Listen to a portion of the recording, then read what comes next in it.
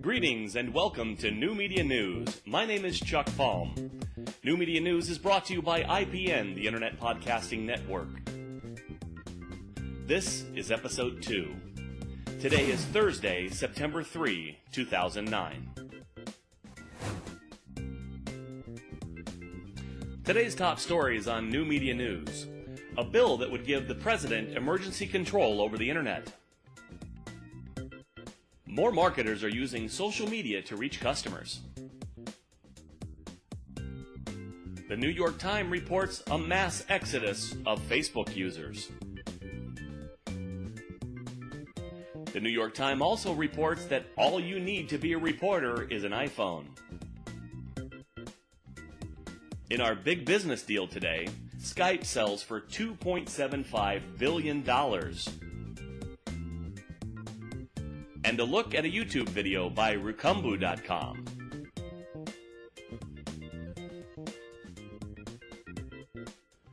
Once again, IPN remains the sponsor of New Media News. Could you be the next sponsor? Visit newmediapodcast.com and send us your contact information. We'd be happy to have you. In a related story, New Media News is looking for you.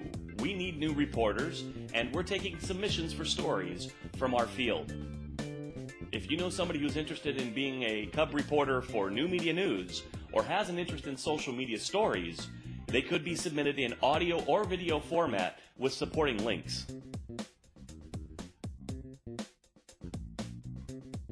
In our public service announcement, make sure you check out barcamptampabay.org, an upcoming event that IPN will be attending.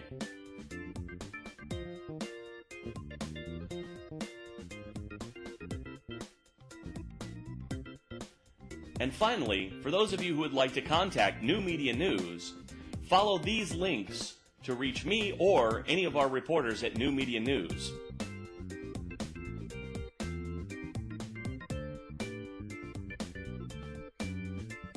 New Media News can now also be found in the iTunes directory. Just go to newmediapodcast.com and look for the links section on the left sidebar.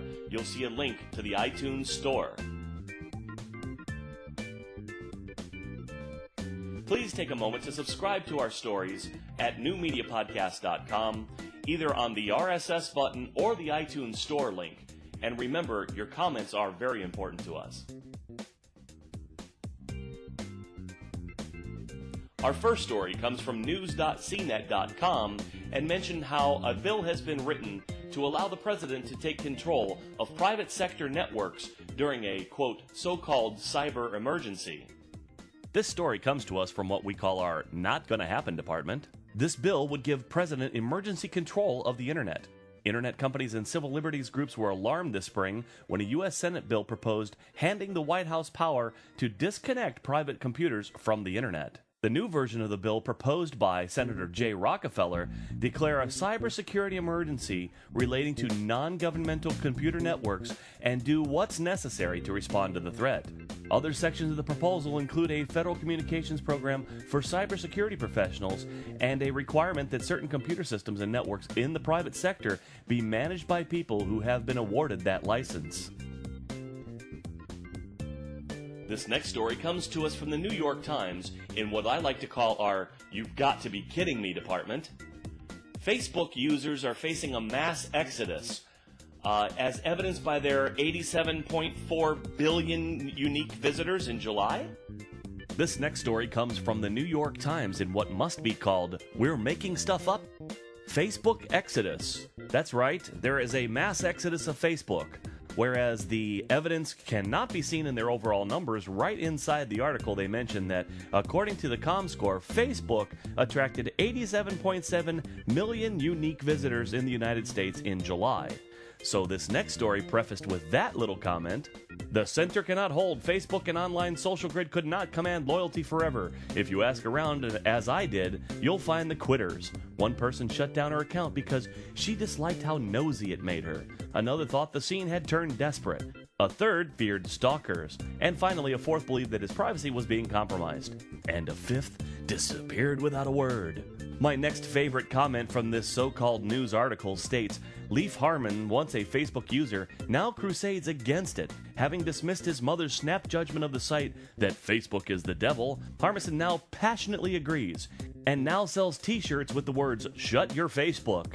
What especially galls him is the commercialization and corporate regulation of personal and social life, as Facebook endeavors to be the web headquarters to compete with Google, in other words, and to make money from the information that it gathers. It's inevitable that some people would come to view this as Big Brother. Many seem to have just lost their appetite for it.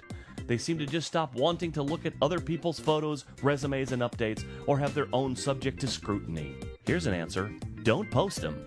And in conclusion, my favorite paragraph: Facebook is doomed to someday become an online ghost town, run by zombie users who never update their pages, and packs of marketers picking at the corpses of social circles that they once hoped to exploit.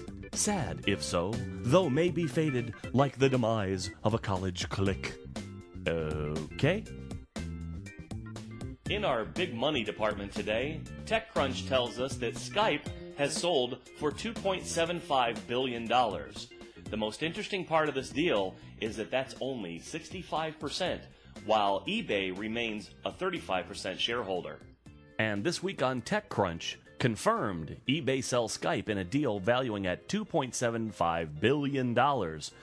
Now we have a confirmation of the sale of Skype, a story that they broke last week, and it claims that there were investors from VC firms Andreessen Horowitz and Index Ventures, a previous investor in Skype, as well as the Canadian Pension Plan. Canadian retirement money going to Skype.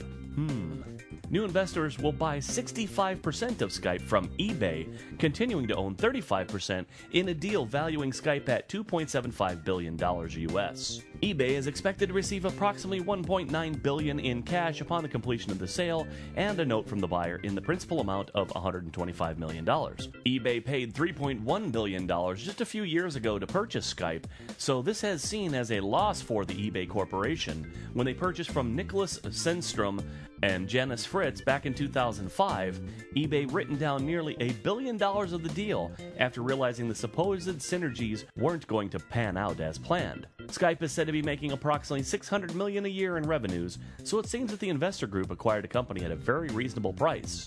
The inventors Nicholas Sennstrom and Janice Fritz basically sold the rights to Skype's name and not the underpinning software that makes Skype work. For eBay to get out at $2.75 billion and take a loss of only $1 billion seems like a heck of a deal when they had the rights to sell absolutely nothing. And finally, our YouTube selection of the week comes from Rukumbu.com and is about the Tech 21 iBand, impact protection for your iPod or iPhone. You see these guys looking over their iPhone and what appears to be their loft, and they're playing with what might be silly putty.